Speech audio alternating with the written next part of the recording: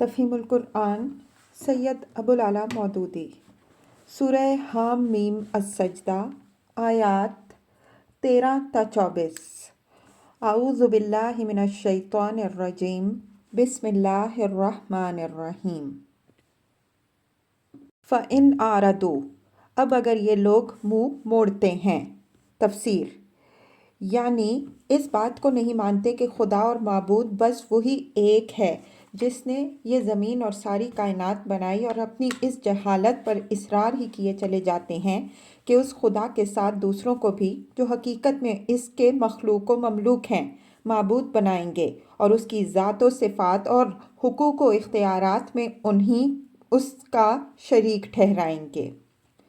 فَقُلْ، تو ان سے کہہ دو، أَنذَرْتُكُمْ صَاعِقَةً مِثْلَ صَاعِقَةِ عَادٍ وَثَمُودَ، میں تم کو اسی طرح کے ایک اچانک ٹوٹ پڑنے والے عذاب سے ڈراتا ہوں جیسا عاد اور سمود پر نازل ہوا تھا۔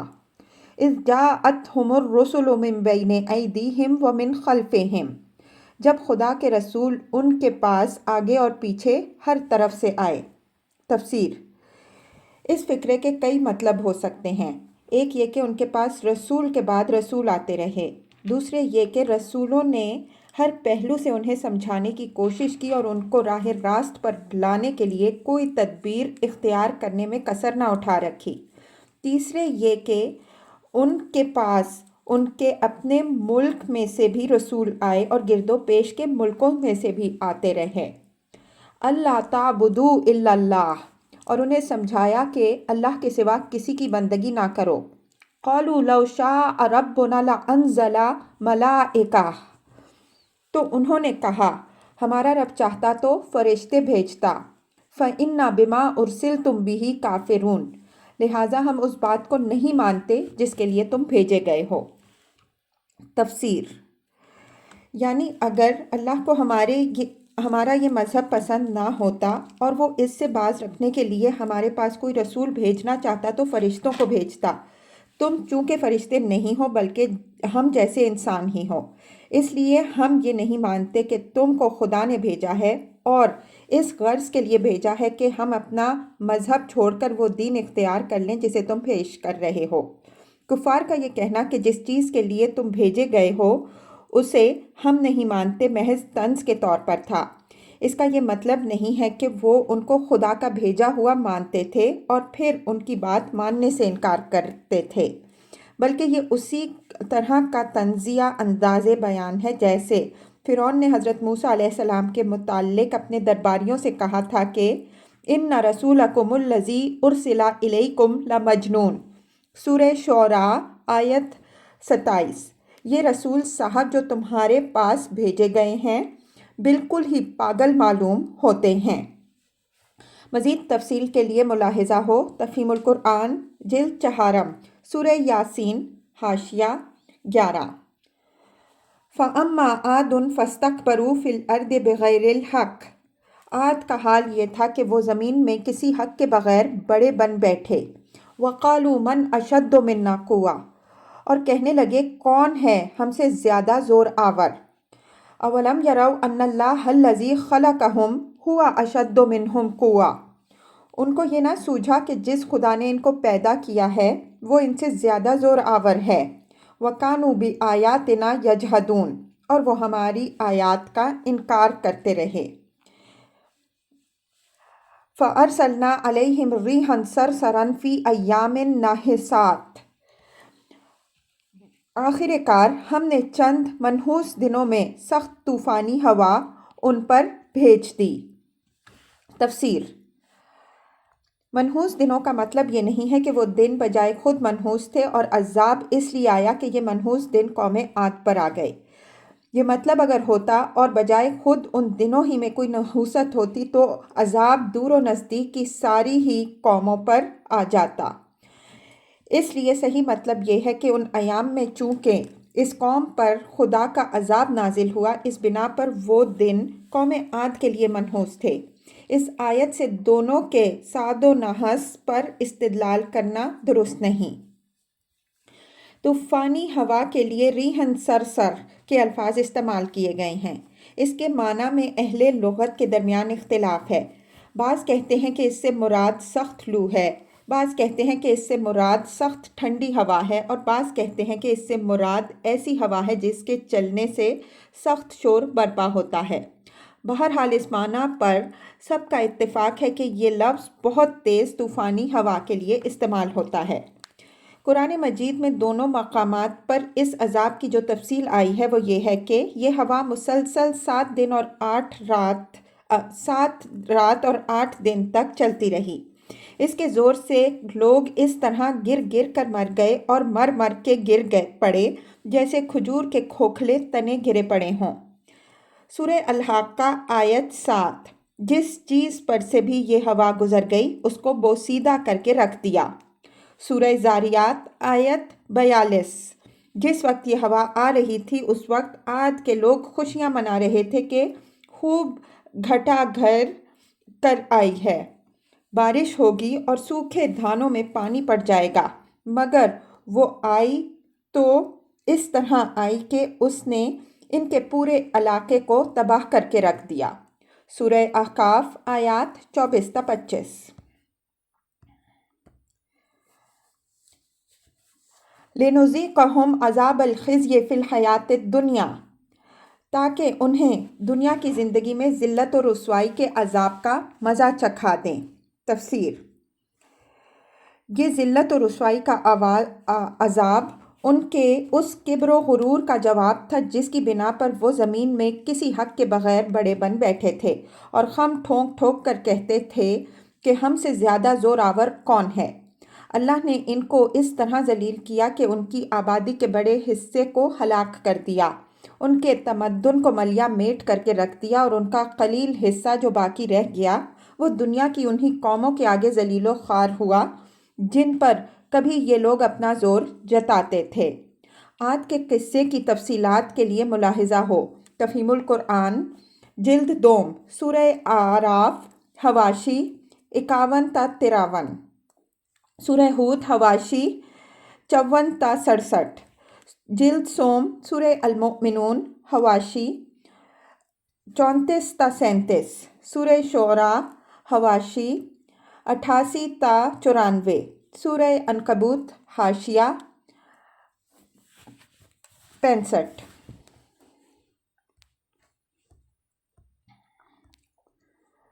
وَلَعَذَابُ الْآخِرَةِ أَخْزَىٰ، اور آخرت کا عذاب تو اس سے بھی زیادہ رسوا کن ہے۔ وَهُمْ لَا يُنصَرُونَ، وہاں کوئی ان کی مدد کرنے والا نہ ہوگا۔ وَأَمَّا ثَمُودُ فَهَدَيْنَاهُمْ، رہے سمود تو ان کے سامنے ہم نے راہ راست پیش کی۔ فَاسْتَحَبُّوا الْعَامَىٰ عَلَى الْهُدَىٰ، مگر انہوں نے راستہ دیکھنے کے بجائے اندھا بنا رہنا پسند کیا۔ فَأَخَذَتْهُمُ الصَّاعِقَةُ الْعَذَابِ الْهُونِ بِمَا كَانُوا يَكْسِبُونَ، آخر ان کے کرتوتوں کی بدولت ذلت کا عذاب ان پر ٹوٹ پڑا۔ وَنَجَّيْنَا الَّذِينَ آمَنُوا وَكَانُوا يَتَّقُونَ، اور ہم نے ان لوگوں کو بچا لیا جو ایمان لائے تھے اور گمراہی و بد عملی سے پرہیز کرتے تھے۔ تفسیر۔ سمود کے قصے کی تفصیلات کے لیے ملاحظہ ہو تفہیم القرآن جلد دوم، سورہ اعراف حواشی 57-59، سورہ ہود حواشی 69-74، سورہ ہجر حواشی 42-46، سورہ بنی اسرائیل حواشی 68، جلد سوم سورہ شعراء حواشی 95-106، سورہ نمل حواشی 58-58-67۔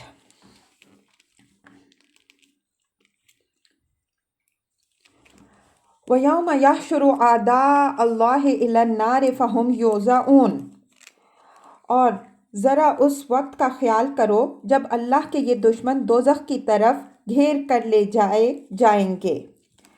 تفسیر۔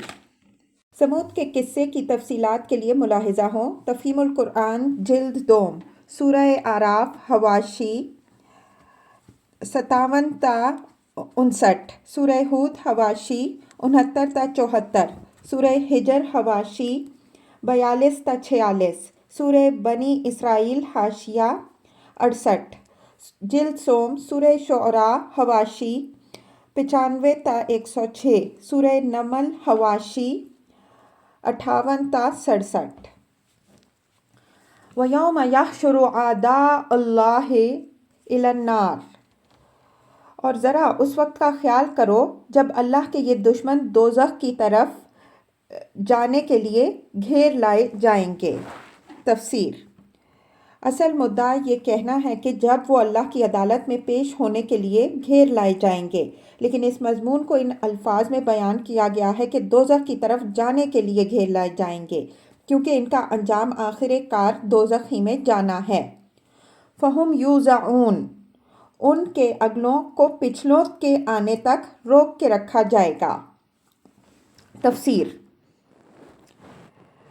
یعنی ایسا نہیں ہوگا کہ ایک ایک نسل اور ایک ایک پشت کا حساب کر کے ان کا فیصلہ یکے بعد دیگرے کیا جاتا رہے، بلکہ تمام اگلی پچھلی نسلیں بیک وقت جمع کی جائیں گی اور ان سب کا اکٹھا حساب کیا جائے گا، اس لیے کہ ایک شخص اپنی زندگی میں جو کچھ بھی اچھے اور برے اعمال کرتا ہے اس کے اثرات اس کی زندگی کے ساتھ ختم نہیں ہو جاتے، بلکہ اس کے مرنے کے بعد بھی مدت ہائے دراز تک چلتے رہتے ہیں اور وہ ان اثرات کے لیے ذمہ دار ہوتا ہے۔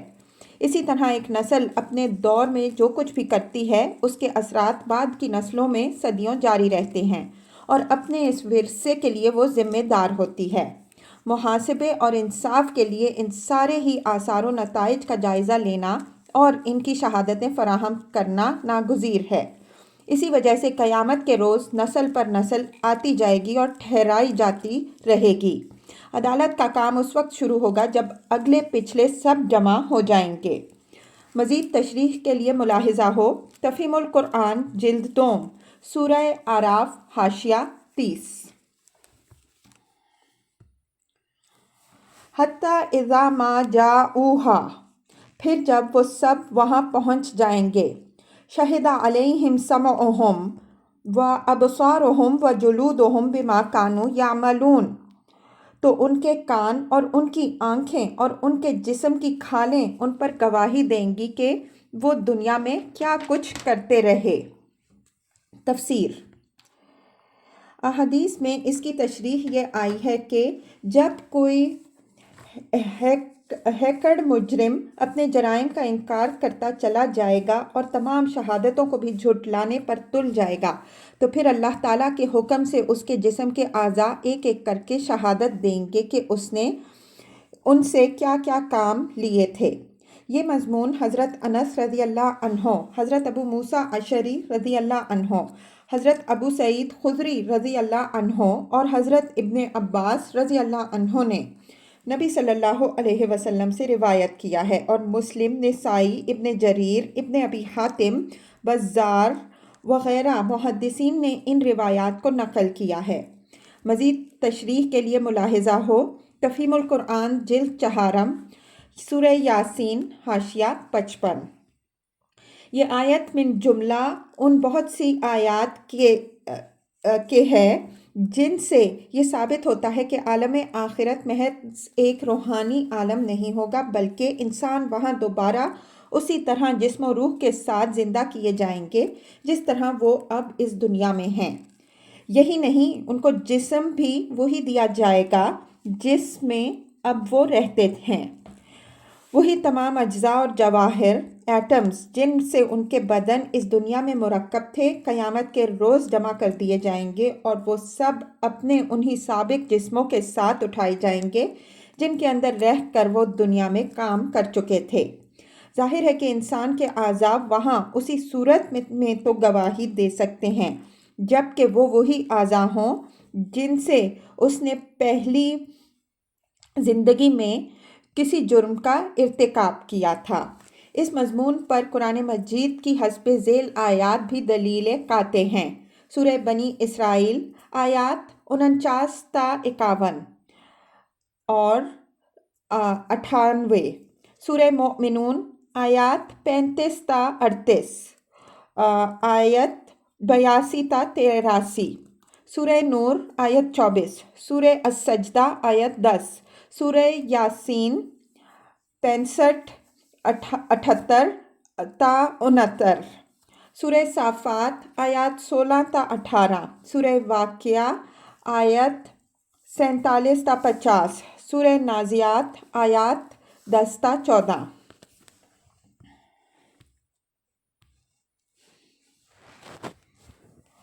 وَقَالُوا لِجُلُودِهِمْ لِمَ شَهِدتُّمْ عَلَيْنَا، وہ اپنے جسم کی کھالوں سے کہیں گے تم نے ہمارے خلاف کیوں گواہی دی؟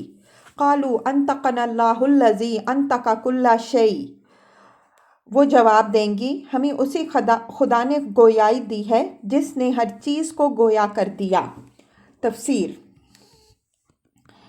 اس سے معلوم ہوا کہ صرف انسان کے اپنے اعضائے جسم ہی قیامت کے روز گواہی نہیں دیں گے، بلکہ ہر وہ چیز بول اٹھے گی جس کے سامنے انسان نے کسی فعل کا ارتکاب کیا تھا۔ یہی بات سورہ زلزال میں فرمائی گئی ہے کہ وَأَخْرَجَتِ الْأَرْضُ أَثْقَالَهَا وَقَالَ الْإِنسَانُ مَا لَهَا يَوْمَئِذٍ تُحَدِّثُ أَخْبَارَهَا بِأَنَّ رَبَّكَ أَوْحَىٰ لَهَا، زمین وہ سارے بوجھ نکال کر پھینک دے گی جو اس کے اندر بھرے پڑے ہیں، اور انسان کہے گا کہ یہ اسے کیا ہو گیا ہے۔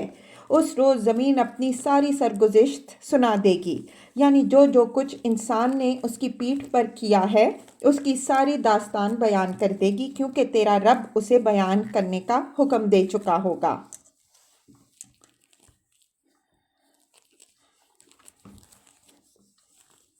وَهُوَ خَلَقَكُمْ أَوَّلَ مَرَّةٍ، اسی نے تم کو پہلی مرتبہ پیدا کیا۔ وَإِلَيْهِ تُرْجَعُونَ، اور اب اسی کی طرف تم واپس لائے جا رہے ہو۔ وَمَا كُنْتُمْ تَسْتَتِرُونَ أَنْ يَشْهَدَ عَلَيْكُمْ سَمْعُكُمْ وَلَا أَبْصَارُكُمْ وَلَا جُلُودُكُمْ، تم دنیا میں جرائم کرتے وقت جب چھپتے تھے تو تمہیں یہ خیال نہ تھا کہ کبھی تمہارے اپنے کان اور تمہاری آنکھیں اور تمہاری جسم کی کھالیں تم پر گواہی دیں گی۔ وَلَكِنْ ظَنَنْتُمْ أَنَّ اللَّهَ لَا يَعْلَمُ كَثِيرًا مِّمَّا تَعْمَلُونَ، بلکہ تم نے تو یہ سمجھا تھا کہ تمہارے بہت سے اعمال کی اللہ کو بھی خبر نہیں ہے۔ وَذَلِكُمْ ظَنُّكُمُ الَّذِي ظَنَنْتُمْ بِرَبِّكُمْ، تمہارا یہی گمان جو تم نے اپنے رب کے ساتھ کیا تھا تمہیں لے ڈوبا۔ ارداکم وَأَصْبَحْتُمْ مِنَ الْخَاسِرِينَ، یہ تم کو لے ڈوبا اور اسی کی بدولت تم خسارے میں پڑ گئے۔ تفسیر۔ حضرت حسن بصری رحمہ اللہ نے اس آیت کی تشریح میں خوب فرمایا ہے کہ ہر آدمی کا رویہ اس گمان کے لحاظ سے متعین ہوتا ہے جو وہ اپنے رب کے متعلق قائم کرتا ہے۔ مومن صالح کا رویہ اس لیے درست ہوتا ہے کہ وہ اپنے رب کے بارے میں صحیح گمان رکھتا ہے، اور کافر و منافق اور فاسق و ظالم کا رویہ اس لیے غلط ہوتا ہے کہ وہ اپنے رب کے بارے میں غلط گمان رکھتا ہے۔ یہی مضمون نبی صلی اللہ علیہ وسلم نے ایک بڑی جامع اور مختصر حدیث میں ارشاد فرمایا کہ تمہارا رب کہتا ہے انا عند ظن عبدی بی، میں اس گمان کے ساتھ ہوں جو میرا بندہ مجھ سے رکھتا ہے۔ بخاری و مسلم۔